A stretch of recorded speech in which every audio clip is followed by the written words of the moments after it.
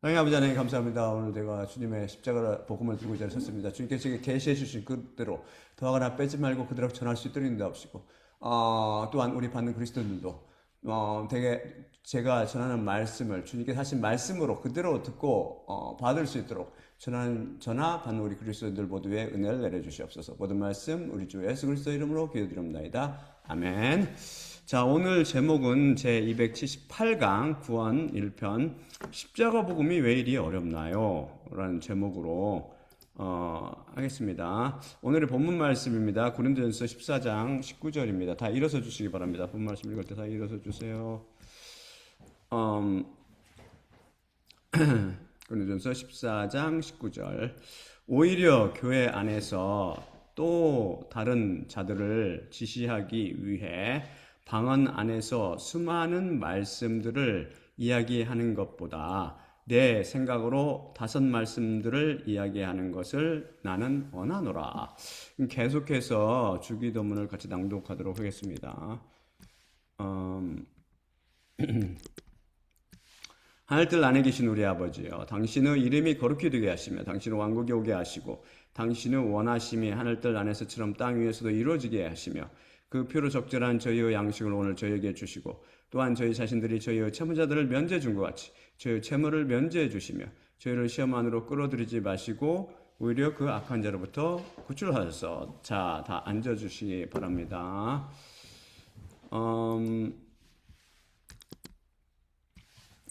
최근 한국에 사는 제 형님 부부가 자신의 큰 아들과 선주들을 보러 미국 뉴욕으로 날아왔습니다. 미국을 방문한 김에 짬을 내어 저희 집에도 잠깐 들렀는데 그때 외식을 같이 했지요. 식사 중 형이 이런 질문을 저에게 하더군요. 세상에 몇 개의 언어가 있는지 아느냐? 저는 수백 내지 수천 개 정도를 어렴풋이 알고 있었는데 그 정확한 숫자를 기억하지 못하고 있었죠. AI 프로그램에 이렇게 물어보니 이 세상에 존재하는 언어는 방언, 곧 지방 사투리를 어떻게 취급하느냐에 따라 다를 수 있지만 대략 7,000 내지 7,200개, 7,100개 정도 엄청나게 여러 가지 제가 AI 다른 프로그램 물어봤는데 똑같은 대답이 나오더군요. 7,000에 7,100개. 엄청 많지요. 그중 일부는 슬프게도 쓰는 사람들이 없어서 사라져가고 있답니다. 참고로 성경 중에서 방언이라고 말씀할 때 그것은 지방 사투리를 의미하는 것이 아니라 외국어, 즉 하나의 언어를 의미합니다. 그런데 그것이 형이 기대하는 대답이 아니었습니다. 형은 이 세상에는 현재 살고 있는 사람 수만큼의 언어가 존재한단다. 다들 자기 언어로 자기 생각을 말하고 있으며 서로 다른 언어를 사용하고 있기 때문에 서로가 서로를 잘 이해하지 못하고 있지. 다시 말해 2026년 현재 지구상에는 7,000 내지 7,100개의 다른 언어가 존재하는 것이 아니라 인구의 수만큼, 즉 82억 내지 83억 개의 다른 언어가 존재하고 있다는 생각입니다. 그래서 한국인과 미국인이 서로 다른 언어로 대화할 때 서로를 이해하지 못하듯 남편과 아내, 부모와 자식, 형과 동생, 할아버지와 손자, 친구와 친구, 아무개와 그 이웃이 서로 다른 언어를 사용하여 의사소통을 하고 있기 때문에 서로 의견이 서로 제대로 전달되지 못하며 각각 다른 이야기를 하고 있고 이로 인해 오해와 애국 등 많은 문제가 발생한다는 것이지요. 이 주장에 일리가 있지요. 형이 오랜만에 한국에서 미국을 방문하자 큰아빠가 오셨다며 제 딸이 미국 서부 산타클라라에서 날라왔습니다. 그래서 또한 줌을 통해 원격 예배가 아니라 저희 집에서 같이 일요일 예배를 드렸는데 제 설교에 대해 자신의 의견을 털어놓고 말하더군요. 요점은 제가 쓰는 언어가 너무 어려워 대부분의 사람들이 잘 알아듣지 못한다는 것입니다. 음악을 전공하고 음악 교육을 더 공부한 딸 아이는 교육학적인 측면에서 저를 신랄하게 비판하더군요. 아빠 설교를 초등학교 학생도 알아들을 수 있는 수준으로 낮춰 쉽게 하세요. 제가 보니 아빠 혼자 컴퓨터 화면을 보고 설교를 하고 있고 할머니와 엄마는 그저 멍하니 앉아 계신 것 같아요. 이렇게 말하더군요. 이뿐 아니라 미국 시애틀에 사는 막내 아들도 아빠 설교가 너무 어려워 남들이 못 알아듣는다면 설교를 하는 것이 무슨 소용이 있겠어요? 사람들이 못 알아들어 구원을 받지 못한다면 십자가 복음이 어찌 생명 복음으로 사람을 살리는 복음이 되겠으며 아빠가 받은 지혜의 말씀이 무슨 소용이 있겠어요? 라고 조언을 해줬습니다. 저는 사람들이 십자가 복음을 잘 이해하지 못하고 어려워할 때마다 항상 그것을 그들이 다 창녀 포도주에 취한 탓으로 돌리곤 했지만 이번에는 제 자신의 설교에 대해 되돌아보게 되었습니다. 사실 저는 한국에 있는 어떤 종합병원에 근무할 때 레지던트들과 의과대학 학생들에게 명강이라고 인기가 있었습니다. 제 자랑하는 게 아니고 사실을 말하면 그 병원에 근무할 때 서울 시민들에게 또한 건강에 대해 강의할 기회도 여러 번 있었는데 가는 곳마다 이해하기 쉽고 유익한 강의를 해줬다고 감사의 인사를 받곤 했지요. 그런데 지혜의 말씀을 받은 제가 사람들을 구원하기 위해 선포하는 설교에서 사용하는 언어 자체가 너무 어려워 모두 못 알아듣고 있다는 것입니다. 십자가 복음이 인기가 없는 이유를 창녀 입술처럼 달콤한 다른 복음 탓만으로 돌릴 수 없는 형편이 된 것이죠. 제가 설교할 때 쓰는 말이 어렵다고 저는 한국인들이 다 알아들을 것이라고 생각했는데 그것이 아니라는 것입니다. 아무도 못 알아듣고 있었대요. 저는 분명 다른 나라 말인 외국어, 즉 방언으로 설교하고 있었던 것입니다. 제가 한국에 살 때 서울 어떤 대형교회에서 영어 주일학교 고등부 교사를 한 적이 있었는데 주일학교 교사들 중 재미교포 청년이 몇이 있었고 미국인들도 여러 있었습니다. 영어 예배나 주일학교는 모두 영어로 진행했지요. 주일학교가 끝나고 교사들끼리 모여서 간단히 차를 마시곤 했었습니다. 이때는 영어가 편한 재미교포와 미국인들은 영어로 이야기했지만 한국 교사들은 당연히 편한 한국말로 대화했지요. 그런데 한 번은 한국말에 대해 이야기를 나눌 기회가 있었습니다. 당시 교사들 중에 한국말이 서툴러 한국말을 배우러 한국을 방문한 어떤 재미교포 청년 교사가 있었는데 그가 저를 가리키며 선생님이 하시는 한국말은 다른 사람들이 말하는 것과 달라 어려워서 잘 못 알아듣겠어요. 그러더라고요. 그래서 저는 깜짝 놀랐습니다. 내 말이 다른 사람 말보다 더 어렵다고? 그 말에 따르면 제가 사용하는 어휘나 단어가 다른 한국인들과 다르다는 것입니다. 제 딸과 아이들이 아빠 말이 너무 어려워 못 알아듣겠으니 초등학교 학생들의 수준으로 말씀으로 쉽게 해주세요 라고 요청하자 바로 이 생각이 떠오르더군요. 거기다 딸아이는 가능하면 원고를 준비하지 말고 그냥 설교를 해주세요 라고 부탁하더군요. 제 아이들이 불만도 많고 요구사항도 많지요. In the interactive way, 즉 대화하듯 설교를 하라는 이야기입니다. 그래서 필요하다면 설교 중 가족에게 질문도 하며 일방적인 설교보다는 듣는 사람과 서로 대화하라고 조언해 주었습니다.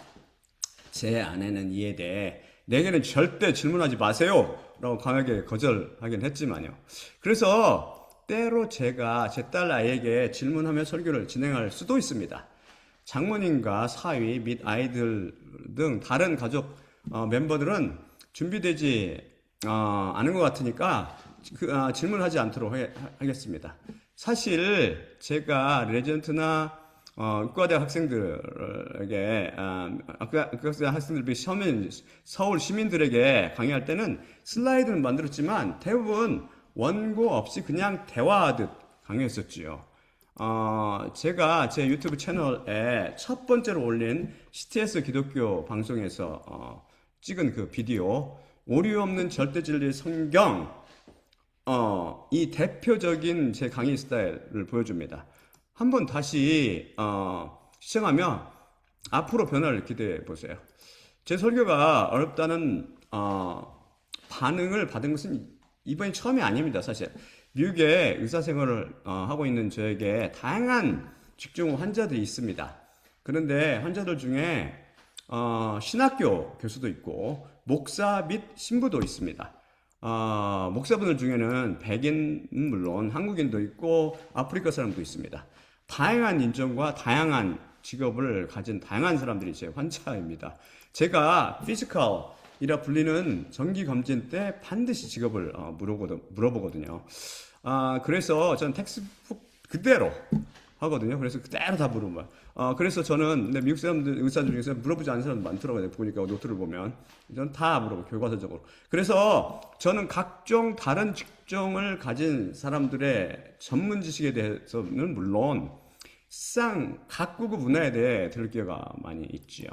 미국인들의 특징은 그 문화 자체가 한국 문화와 달라서 다른 사람들 사생활에 대해서는 질문을 하지도 않을 뿐만 아니라 혹 사적인 것에 관해 말을 걸면 자기 시간이 아깝거나 혹은 사생활 침해처럼 느껴서 달갑지 않게 생각하여서 It's none of your business. 그것 내가 알 바 아니야 라고 투명하게 대답하겠지만 그들에게 의사가 물으면 무슨 질문을 해도 심각하게 받아들이며 아무리 사생활에 관한 질문을 해줘도 오히려 고마워하며 닥터 리 이렇게 많은 시간을 아끼지 않고 내주셔서 감사합니다 라는 대답을 하며 진료실을 나서지요.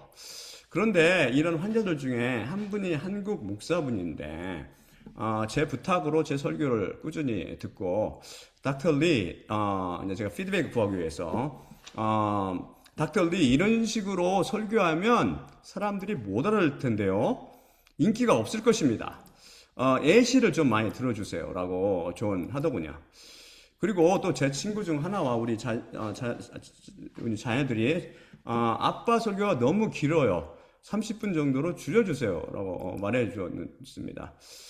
사실 저는 항상 30분을 목표로 원교를 쓰지만 쓰다 보면 하나님의 계시가 쏟아져서 계속 살을 붙이다 보면 대부분이 50여 분이 되고 맙니다. 그러면서 아무리 제 설교 비디오를 보는 사람이 없어도 나는 제목만 보고 바라보는 가짜 신자가 아니라 장차 십자가 복음을 통해 이루부터 나게 될 하나님의 백성을 위해 설교를 한다는 믿음으로 설교를 준비하곤 합니다. 제가 10여 년 전에 중국을 방문한 어느 선교사에게 들은 이야기인데 중국 지하교에서는 설교 시간이 얼마 될 것 같아요? 평균 수시간이 보통이며 때로는 그냥 밤을 샌답니다. 그 정도로 말씀에 대한 갈급함이 가득 차 있는 것이죠. 그런데 핍박이 없는 현재 미국과 한국 등 여러 나라에서는 30분 설교가 당연한 설교로 여겨지고 있습니다. 그것도 길며 지루하다고 여기는 사람들이 늘어나고 있지요. 다 SNS 등 영향을 받아 짧고 재미있는 것만을 추구하고 있는 세태입니다. 그래서 코미디언처럼 코미디언처럼 웃기는 목소리 인기가 있지 않습니까? 여러 사람들의 조언에 대해 하나님께서 다음 말씀을 주셨습니다. 오늘의 본문 말씀인데 앞에 있는 말씀들을 더 포함하여 제가 번역하였습니다. 다음 슬라이드 보여드릴게요. 고린도전서 14장 1에서 12절 및 19절입니다. 하나만 글씨도 일정한 크기로 하고 그냥 너무 많이 촘촘하게 안 하도록 할게요. 1번 슬라이드죠. 첫 번째 슬라이드 제가 읽어드릴게요. 사랑을 너희는 추구하며 그리고 영적인 것들을 갈망하되 더욱 너희가 예언하게 되기를 구하라. 방언으로 이야기하는 자는 사람들에게 이야기하지 않고 오히려 하나님께 이야기하기 때문이며 아무도 듣지 않기 때문이고 영으로 비밀들을 그가 이야기하느니라. 그러나 사람들에게 예언하는 자는 집을 세우는 것과 위로와 격려를 이야기하느니라.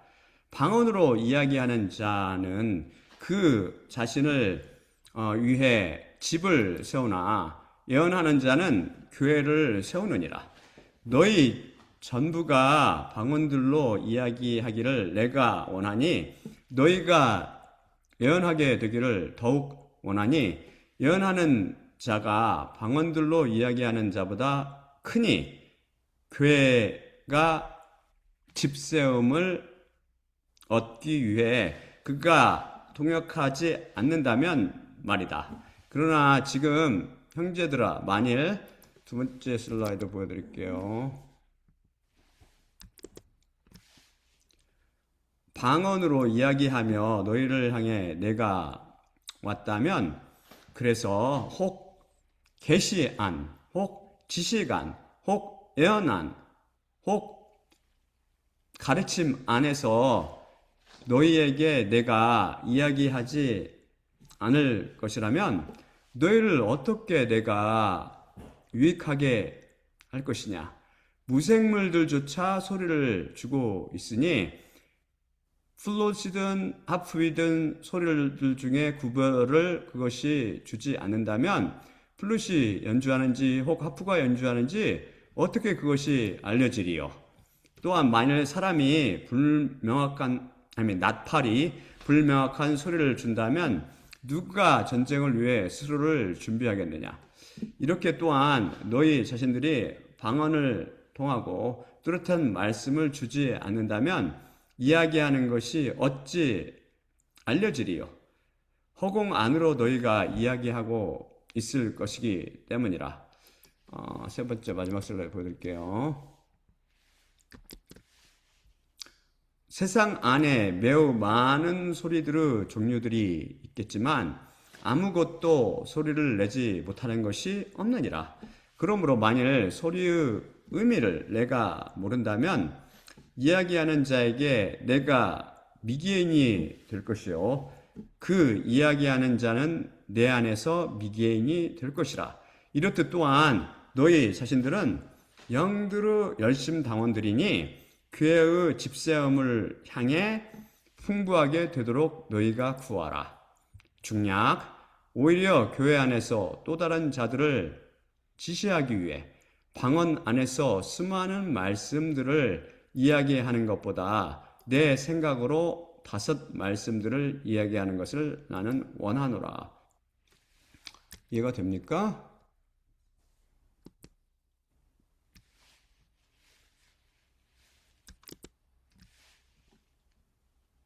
오케이, 제가 쉬어했나요? 쉬어하지 않고 읽은 것 같은데 잠깐만요. 전혀 쉬어하지 않은 것 같은데. 이게 세 번째 슬라이드, 이게 첫 번째 슬라이드. 잘 들으셨죠? 이게 첫째 슬라이드고요. 이게 첫째 슬라이드였고 잘 들으셨다면 여러분들 두 번째 슬라이드 고린도전서 14장 두 번째 슬라이드였고 세 번째 슬라이드 잘 들으셨다면 제가 잘 설명을 해드릴 테니까 잘 들으시면 돼요. 듣는 게 중요하니까 집중해서. 사도 바울의 입을 빌려 하나님께서는 방언처럼 영적인 것을 갈망하되 더욱 예언하게 되기를 구하라고 명령하십니다. 성경 말씀 중에서 예언이란 국어 사전이 정의하듯이 앞으로 다가올 일을 미리 알거나 짐작하여 말함이라는 뜻이 아닙니다. 이런 뜻으로 사용되는 경우도 있지만 매우 드뭅니다. 이미 헬라어 원어의 뜻을 살펴보며 배웠는데 요약하면 에언, 이건 중요하니까 알아두세요. 에언이란 말은 성경 말씀을 성령님의 계시를 통해 해석하는 행위란 뜻입니다. 초등학교 학생들도 알아듣도록 다시 설명해 드리기 위해 우선 계시란 단어를 말씀드리면, 계시란 말이 굉장히 중요해요. 이 뜻을 알고 계셔야 돼요. 저부터 물어보겠습니다. 인간의 지혜, 곧 인간의 머리의 능력으로는 알 수 없는 진리를 하나님께서 가르쳐 주셔서 알게 하심입니다. 이 계시란 단어는 매우 중요합니다. 조금 후 다시 제가 말씀드렸죠. 여쭤볼 테니까 잘 외우고 계세요. 이 계시가 무엇이라고요? 인간의 머리의 능력으로 알 수 없는 진리를 하나님께서 가르쳐 주셔서 알게 하심입니다. 인간의 머리의 능력과 진리 및 하나님께서 가르쳐 주셔서 알게 하심, 세 요점을 잊지 마세요. 자, 그러면 제 딸에게 들어갑니다. 이주의 양, 계시가 무엇인지 그 뜻을 말해주세요. 뭐라고 그랬죠? 정의가? 방금 말씀하신 거요? 그러니까 네. 인간의 능력으로 알 수 없는 진리를 하나님께서 가르쳐 주셔서 알게 하시는 거. 오, 똑똑하네. 누구 딸인지 모르지만. 이거 굉장히 중요하니까 잘 알고 계십시오. 그러면, 우리 짜고 한 거 아닙니다, 이거.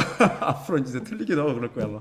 그런데, 애언하다라고, 는 말의 뜻은 저절로 알겠네요. 그렇죠? 그것은 계시받은 성경 말씀을 선포하다 라는 뜻인데, 쉽게 말해, 하나님께서 가르쳐 주셔서 알게 하신 성경 말씀 속에 숨어 있는 진리를 그대로 세상에 널리 알리다 라는 뜻입니다. 그럼 예언자는 어떤 사람을 가리킵니까? 사람을 꿰뚫어 보는 기막힌 능력이 있는 요술사 같은 사람입니까? 아닙니다. 이 단어가 많이 잘못 사용되고 있죠. 예언자는 하나님 말씀, 곧 성경 말씀 속에 숨어 있는 진리를 그대로 전하는 자라는 뜻으로, 대언자, 곧 하나님 말씀을 하나님을 대신하여 말하는 자라는 뜻입니다. 제가 예언자란 말과 거짓 예언자란 말을 자주 쓰는데, 이것을 구별하는 잣대는 인간의 머리의 능력을 써서 성경 속의 진리를 이해하려 하느냐, 그렇지 않느냐에 달려 있습니다. 예언자가 성경 말씀 속의 비밀과 진리에 대해 하나님께 직접 가르침을 받아 아는 데 반해, 거짓 예언자는 머리의 능력, 곧 이성이라는 생각하는 능력을 써서 성경 말씀 속의 진리와 비밀을 이해하려 하며 이것을 전달하는 자를 말합니다. 예언자는 어떻게 하나님께 직접 가르침을 받나요? 바로 그들 안에 계신 하나님, 곧 성령님을 통해서입니다. 그들은 자신이 가진 머리의 능력을 쓰지 않습니다. 하나님과 그분의 말씀인 성경 말씀은 하나님의 머리의 능력으로는 절대 이해할 수 없기 때문이죠. 그래서 바울은 무엇보다 예언하기를 구하라고 복음을 널리 전하고 있습니다. 성경은 하나님과 그분께 속한, 곧 하나님께 딸려 있는 세계를 영적인 세계, 무슨 세계라고 불러요? 영적인 세계라고 부르고, 인간들과 이들이 사는 세상에 관계되어 여기에 딸려 있는 것을 육신적인 것이라고 나눕니다. 영적인 것은 하나님과 관련돼 있고 그분께 딸려 있는 것이기 때문에 좋고 거룩한 것입니다. 이에 반해 육신적인 것은 인간의 죄와 때가 묻어 있으므로 나쁘고 더러운 것이죠. 하나님께서는 저 위, 하늘들 위에 계시기 때문에 영적인 것을 위의 것 혹은 하늘의 것이라고도 하며, 인간들은 이 땅에 살고 있기 때문에 육신적인 것은 아래의 것 혹은 땅의 것이라고도 합니다. 하늘은 거룩한 곳이며 이 세상은 더러운 곳이지요. 이거 잘 이해하고 계셔야 됩니다. 그런데 지금 바울은 사랑을 너희는 추구하며 그리고 영적인 것을 갈망하되 더욱 너희가 예언하게 되기를 구하라고 말씀하고 있습니다. 성경 말씀에 관한 말은 말이라고 하지 않고 영적인 것이기 때문에 말씀이라고 특별한 말을 써야 합니다. 인간이 하는 말과 구분하기 위해서지요. 그는 무엇보다 사랑을 너희는 추구하며 라고 말씀합니다. 사랑이 무엇인지 아시나요? 사랑하면 무엇이 떠오르나요? 남녀간의 애틋한 사랑, 곧 이도령과 성춘향, 아니면 로미오와 줄리엣의 사랑? 혹은 폭군 디오니시오스, 이 이야기는 다 들어보셨을 거예요. 한 번쯤은 디오니시오스에 의해 사랑을 언도받은 친구 피티아스를 위해 목숨을 기꺼이 담보로 내놓은 다이모누 그리스 전설이 떠오르나요? 아니면 인도 나환자촌에서 자기의 삶에 긴 시간 봉사한 테레사 수녀의 사랑이 떠오르나요? 이런 사랑은 아름다워 보이나 성경 말씀에서 말하는 사랑과 질, 곧 차원이 다릅니다. 사랑이라는 단어를 대하면 여러분에게 그리스도 사랑이 떠오른다면 여러분은 그리스도 사랑이 왜 위대하다고 생각하십니까? 성경 말씀은 그리스어 곧 헬라어로 쓰여 있는데 성경은 헬라어에서 사랑하다라는 단어는 세 가지가 있습니다. 이것은 첫째 에란, 둘째 필레인, 그리고 셋째가 아가판인데 각각 에라마이 혹은 에라오와 필레오 및 아가파오의 부정사입니다. 갑자기 어려워졌나요? 쉽게 설명해 드릴게요. 먼저 에란의 명사가 에로스인데 에로스 얼마나 많이 들어봤을 거예요. 아마 에로스. 이것은 나를 위해 상대방을 욕망하는 열정적인 사랑이라는 뜻으로 성적인 감각을 통한 즐거움을 구하는 육신적인 사랑입니다. 남자나 여자를 오직 성을 위해 만나 나누는 사랑이나 바람을 피우는 사람들끼리의 사랑이 대표적인 것입니다. 이런 것은 하나님 보시기에 더럽고 추하기에 육신적이라고 부릅니다. 그 원인이 바로 이성의 육체에 대한 성적 욕구이죠. 상대를 이용해 자신의 욕심을 채우기 위해 너를 위해 난 죽을 수 있어 라고 속삭이지만 사랑에 동반돼야 하는 용서도 수고도 없습니다. 자기를 배신하면 그냥 버려버리고 또는 기꺼이 또 상대방을 배신하지요. 자신의 욕심을 위해 입술로만 용서하고 겉으로만 수고합니다. 다음 필레인의 명사는 필리아인데 첫째가 에로스, 두 번째 필리아인데 고대 헬라인들은 신들의 인간에 대한 사랑이나 친구 간의 우정을 묘사할 때 많이 사용했습니다. 인간적으로 따뜻한 사랑이라고 표현할 수 있습니다. 그래서 이 단어는 신과 인간 사이의 사랑, 남편과 아내의 사랑, 친구 간의 사랑, 주인과 노예 간의 사랑, 부모와 자식에 대한 사랑, 인간의 국가에 대한 사랑, 부모 자식에 대한 사랑, 똑같은 거. 아까 말씀드린 같이 인간의 국가에 대한 사랑 등 이런 사랑을 묘사할 때 씁니다. 즉, 두 개체 간의 관계에 바탕한 쌍방 간의 사랑을 묘사할 때 썼습니다. 그런데 성경에서 쓸 때는 그 의미가 조금 다릅니다. 세상적인 의미가 좀 다릅니다. 성경에서는 하나님의 인간에 대한 사랑을 묘사할 때도 이 단어가 쓰입니다. 즉, 예수님께서 마리아의 형제 나사로를 사랑하셨다고 이 단어를 사용하여 표현하셨고, 하나님께서 예수님의 제자들을 사랑하시며 또한 아들 예수님을 사랑하신다 말할 때도 이 단어가 쓰였습니다.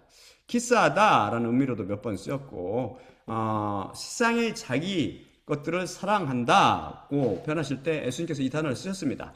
따라서 성경 중에서 이 단어는 둘 사이가 관련된 관계에 바탕하여 사랑하다라는 의미라고 해서 이해하면 맞을 것입니다. 대표적인 것이 바로 베드로의 예수님께 대한 사랑의 표현입니다. 따라서 이 단어는 예수님과 1대1 관계가 세워져 있지 않으면 절대 쓰지 못하는 사랑하다라는 단어입니다. 그래서 예수님께서 베드로에게 당신을 사랑하느냐는 질문에 대해 베드로는 제가 주님을 사랑하나이다 라고 말했을 때 이 단어를 썼는데 필레오, 이는 필리아 동사형. 저는 예수님을 제 주님으로 받아들이며 주님과 관계를 통해 제 주님으로 사랑합니다. 라고 고백하는 것입니다. 고백하는 격이죠. 이 사랑이 둘 간에 쓰이면 아름답고 건전한 사랑으로 둘 다 사는 사랑이 되죠. 하나님의 입장에서 필레인과 아가판은 비슷한 의미를 갖지만 똑같지는 않습니다. 세 번째 사랑하다가 바로 아가판인데 스상 문헌과 달리 성경 말씀 중에서 이 단어는 거의 대부분 영혼을 버려 사랑하다라고 정의할 수 있습니다. 즉 목숨을 버려서 사랑하다입니다. 이것들의 명사가 바로 여러분이 잘 아는 아가페인데 정확히 십자가 사랑을 가리킵니다. 이 사랑은 죽을 정도로 사랑이 아니라 절대 아닙니다. 죽을 정도로 사랑이 아니라 그냥 죽는 사랑. 기꺼이 죽으시는 사랑이죠. 자신의 영혼과 죽음을 맞바꾼 인간이 상상할 수 없는 높은 차원의 사랑입니다. 그래서 아가페라는 사랑에는 반드시 죽음이 동반됩니다. 이 사랑에는 십자가가 동반되는 것이죠. 죽음이 동반되지 않는 사랑에 이 단어를 쓰면 안 됩니다. 이주의 양. 그래서 아가페어 사랑에는 반드시 뭐가 동반된다고요? 뭐가 뒤따른다고요? 듣고 있어요? 죽음, 그렇지, 죽음, 자기 죽음. 부인, 네, 죽음. 자기 간단히 말해. 길게 말씀하지 마시고 그냥 죽음. 내가 말하는데 죽음이 들어가네. 죽음. 죽는 사랑. 라고 반드시 뒤따라 죽음 생각하셔야 돼요. 이거는 이 사랑이 이해됩니까? 이 사랑은 정말 우리 인간의 사랑을 훨씬 뛰어넘는 상상이 안 되는 이 세상에 흉내낼 수 없고 상상이 안 되는 사랑입니다. 그래서 동시에 정말 두려운 사랑입니다. 특히 십자가를 거부하는 사람들에게는 혹독하게 뜨겁게 몸과 영혼을 삼켜버리는 소멸하는 불같이 뜨거운 사랑이 있지요. 이해되나요? 이 사랑은 인간들이 갖고 있는 사랑이 아닙니다.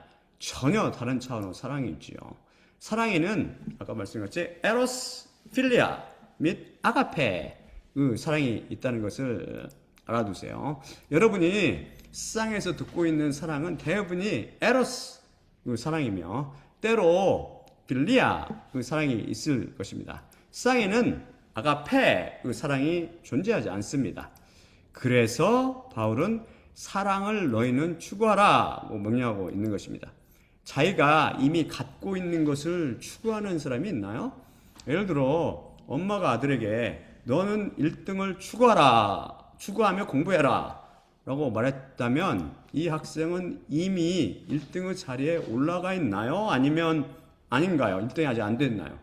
이미 1등 자리에 올라가 있다면 1등을 추구해라고 하지 않고 1등을 유지해라, 나 1등을 놓치지 않도록 꾸준히 공부해라 등으로 말하겠죠. 마찬가지로 대부분의 사람들에게 이 아가페어 사랑이 없기 때문에 이 아가페어 사랑을 너희는 추구하라 라고 바울이 하나님을 대신해서 선포하고 있는 것입니다. 그래서 여러분은 앞으로 아가페 사랑, 곧 십자가 사랑인 하나님의 사랑을 성경 말씀 중에서 마주치면 항상 십자가, 곧 죽음이 동반되는 하나님의 사랑으로 이해하기 바랍니다. 그냥 친구나 가족을 위해 죽는 아까 다이몬 같은 그런 사랑이 아닙니다. 자기를 핍박하며 미워하는 원수를 위해 죽는 인간 그 누구도 흉내낼 수 없는 높고 높은 사랑입니다. 이 아가페어 사랑은 인간이 흉내낸다고 해낼 수 있는 사랑이 아닙니다. 이 사랑은 오직 하나님 홀로 갖고 계십니다. 그럼 바울이 명령했듯이 이 사랑을 어떻게 추구하며 결국 소유하게 될까요? 어떤 사람이 귀중한 블루 다이아몬드가 가득 박힌 목걸이를 갖고 있는데 여러분이 그것을 갖고 싶으면 어떻게 해야 하죠? 이주의 양 한번 대답해 보세요. 블루 다이아몬드 가득 박힌 목걸이를 얻으려면 어떤 사람이 갖고 있는데 어떻게 할 거예요? 어떻게 했어요? 본인이라면 그냥 솔직하게 블루 다이아몬드를 가지고 있는 사람이 있는데 질문을 다시 해주세요. 그러니까 블루다이아몬드 잘 듣고 계세요. 그러니까 블루다이아몬드를 갖고 있는 사람이 있는데 그 사람이 갖고 있는 그 블루다이아몬드 갖고 싶어. 그 목걸이가 너무 아름다워서. 그럼 어떻게 네. 해야죠?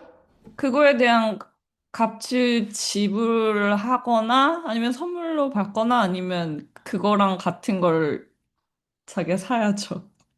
똑똑하네. 근데 예, 그럼 그 어떻게 하면은 그것을 사는 거예요. 사는 거 첫째로. 아니, 그 사람 선물로 줄 리는 없고 그럴 사람은 없을 것 같고. 그럼 선물로 주면 더 좋고. 근데 살 돈이 없다면 그 복거리는 그림의 떡이죠. 그 사람이 팔지 않는다면 아까 말한 것 같이 그것을 파는 보석상에 가서 돈을 주고 사면 됩니다. 그러면 아가페의 사랑을 하나님은 혼자 갖고 계신데 이것을 어떻게 얻을 수 있을까요? 이주의 양, 좋은 생각 없을까요? 하나님 혼자 갖고 계신데 어떻게 써야 돼요? 이 아가페 사랑을 어떻게 해야 돼요? 하나님 홀로 갖고 계신데. 십자가로 지불해. 십자가를 믿어야죠.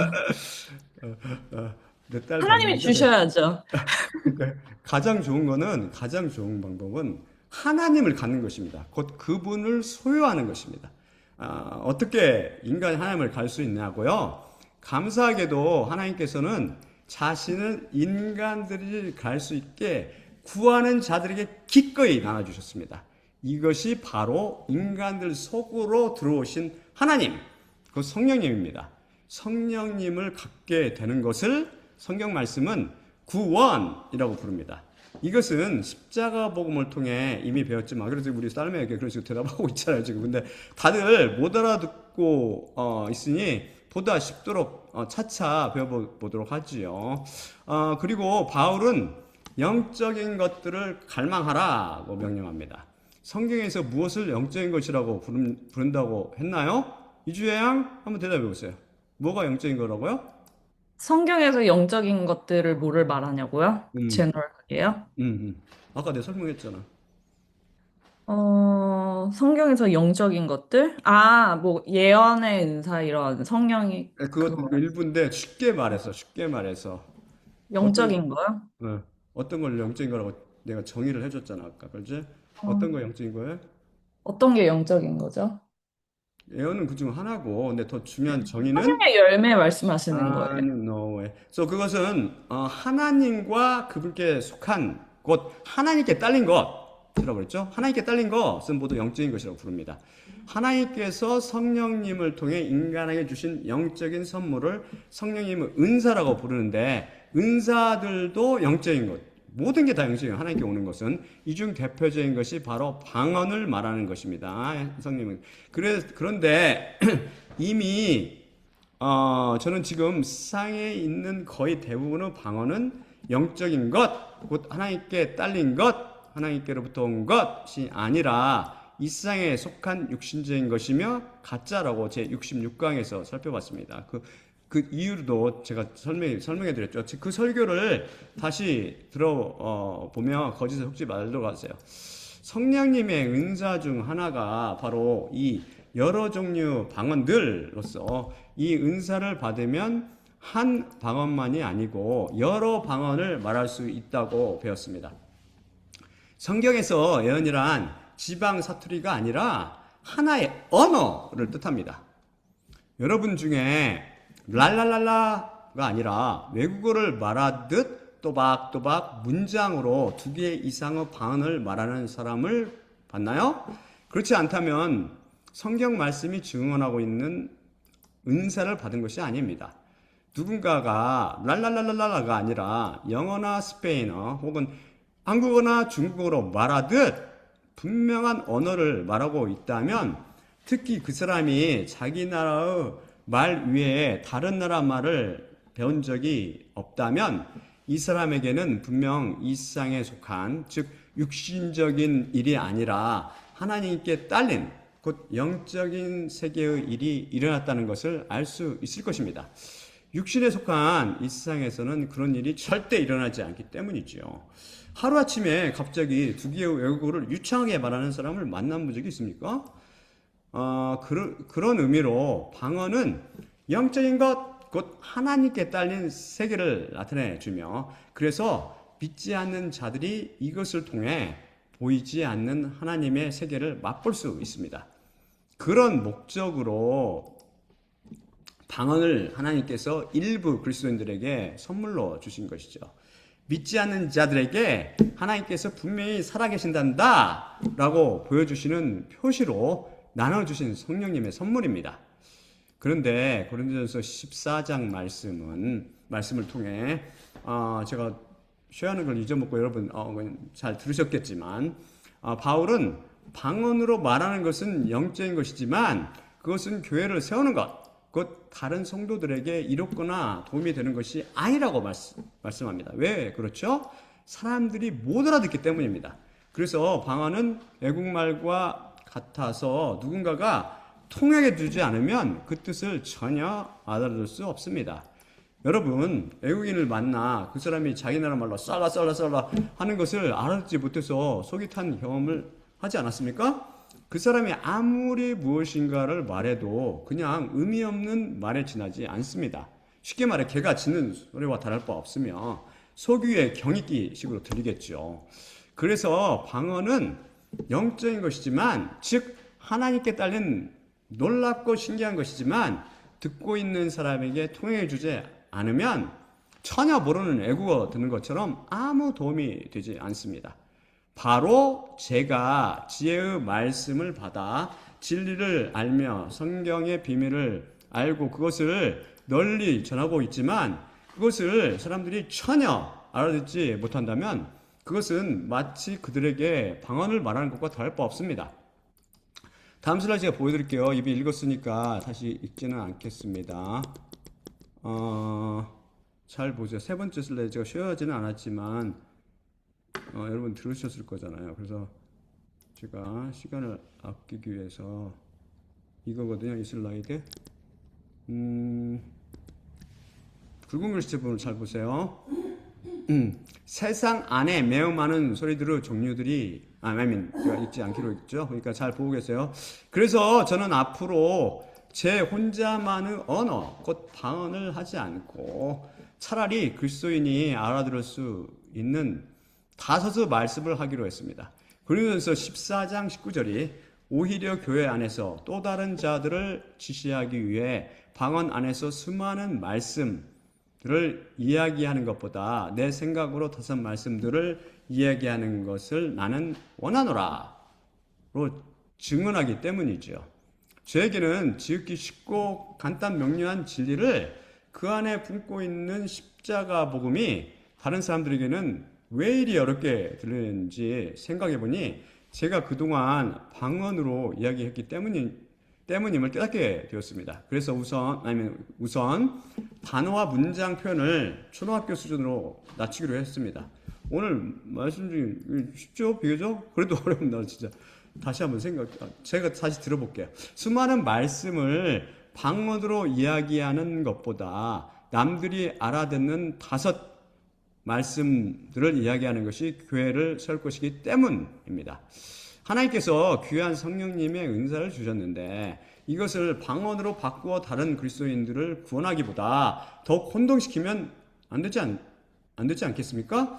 저는 그동안 하나님도 하나라도 더 많은 것을 그리스도인 여러분에게 가르쳐 주기를 원했지만 앞으로는 시간이 걸리더라도 서두르지 않으며 또한 욕심도 부리지 않고 조금씩 쉽게 십자가 복음을 가르치며 선포하도록 하겠습니다. 사실 이거 할 때 8페이지였는데 지금 뭐 11쪽으로 늘어났어요. 조금씩 이게 붙이다 보면 원래 제가 하는 설교는 보통 한 15쪽, 14쪽, 13쪽 그동안 됐거든요. 한 50분 정도, 한 50분 넘는.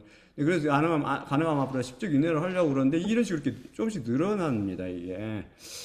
위 슬라이드에서 첫 구절인 고린도전서 14장 10절 말씀은 세상 안에 매우 많은 소리들의 종류들이 있겠지만 잘 보세요. 아무것도 소리를 내지 못하는 것이 없느니라. 놀랍게 증언하고 있습니다. 이 말씀이 이해가 됩니까? 이것을 번역 성경들이 축자적으로 번역하지 않고 인간의 뇌를, 아까 말했죠. 인간의 뇌를 사용하여 말씀을 헤아리고 판단하며 번역하다 모두 오역했습니다. 왜 그럴까요? 그들이 인간의 머리의 능력을 이용해서 하나님의 말씀을 헤아리며 판단했기 때문입니다. 성령님은 계시가 아니라 인간의 이성이라는 뇌의 사고 능력을 쓴 것이지요. 이 말씀을 번역하면서 저는 성경 말씀이 과학을 뛰어넘는 절대 진리의 말씀을 다시 한번 뼈저리게 느낄 수 있었습니다. 이 말씀을 원어를 살려 달리 번역하면 아무것도 벙어리인 것은 없다입니다. 즉 말씀은 분명히 세상 안에 소리를 내지 못하는 것이 없다고 전하고 있지요. 책과 공책, 돌과 나무, 해와 달 등 생명이 없는 사물들은 물론이고 심지어 살아있는 미생물 같은 피조물들도 소리를 내지 못하지 않습니까? 누군가 이렇게 묻겠지만 옛날 과학자들은 그렇게 생각했지요. 과학의 발전으로 이제 우리는 이 우주 내에 있는 모든 피조물들은 살아있는 생물들은 물론이고 죽은 무생물조차 모두 일정한 고유의 물결 모양의 진동파, 곧 웨이브랭스인 파장을 내뿜고 있다는 걸 알게 되었습니다. 어떤 것은 인간이 들을 수 있는 파장을 가져서 소위 가청 주파수 들을 수 있는 그런 가청 주파수 내에 들어와 귀에 들리고, 훨씬 많은 것들은 그 파장이 인간이 들을 수 있는 범위를 벗어나 너무 짧거나 길어 들리지 않는답니다.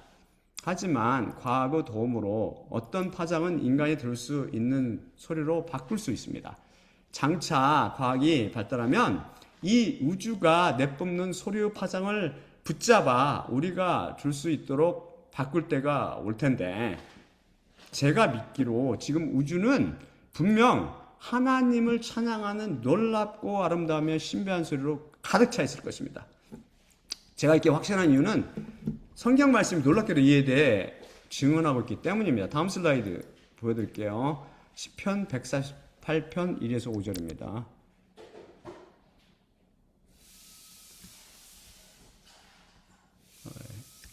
이거죠. 할렐루야, 하늘에서부터 여호와를 너희가 찬양하며 높은 곳들 안에서 그분을 너희가 찬양하라. 모든 그분의 천사들아, 그분을 너희가 찬양하며 그분의 모든 천구나 그분을 너희가 찬양하라.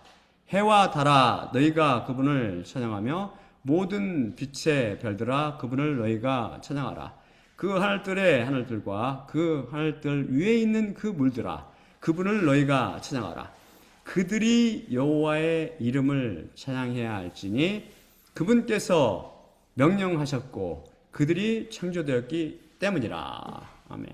그럼 마지막으로 고린도서 11장 23에서 26절 읽고 마치도록 하겠습니다.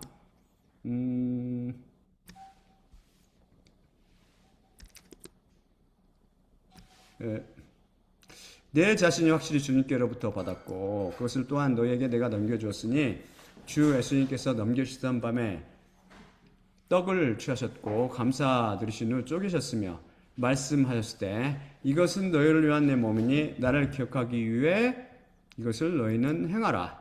마찬가지로 또한 저녁 만찬을 잡수신 후 잔을 취하셨고 이르시되 이 잔은 내 피 안에 있는 새 언약이니 너희가 마실 때마다 나를 기억하기 위해 이것을 너희는 행하라. 확실히 이 떡을 너희가 먹을 때마다 또한 그 잔을 너희가 마실 때마다 주님의 죽으심을 그분께서 오실 때까지 너희가 선포하느니라. 예수님은 몸과 피로 상징되는 떡을 떼며 잔을 마실 때마다 십자가를 통해 우리가 사랑을 추구하고 영적인 것을 갈망하며 더욱 애원하기를 구하도록 인도하고 계시는 예수님만 바라봅시다. 또한 나를 기억하기 위해 떡을 떼며 잔을 마시라고 말씀하신 예수님의 명령에 순종할 때마다 주님의 죽으심을 그분께서 오실 때까지 선포한다는 말씀은 마음에 새기고 수많은 방언의 말씀보다 그리스도인들을 지시하도록 다섯 말씀하기를 원하며 십자가 복음이 어렵게 느껴지지 않도록 그리스도 안에서 최선을 다하며 말씀 선포를 계속하도록 하겠습니다. 자, 그럼 제가 기도하고 마치도록 하겠습니다. 하나님 아버지 하나님 감사합니다. 오늘 말씀 주시면 감사합니다.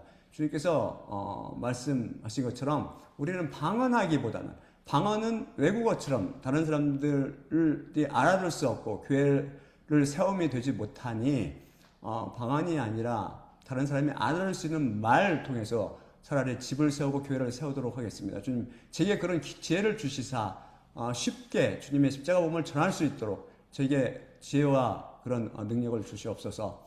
또한 우리 주님의 백성이 이 놀라운 십자가 복음을 통해서 하나님을 가짐으로 당신이 갖고 있는 그 죽음을 동반하는 사랑, 십자가 사랑을 가질 수 있도록 인도하옵시고, 그 사랑을 통해서 서로가 서로를 사랑하며 우리 주 예수 그리스도를 또한 찬양할 수 있도록 저희 모두에게 은혜를 내려주시옵소서. 모든 말씀 우리 주 예수 그리스도 이름으로 기도드립니다. 아멘.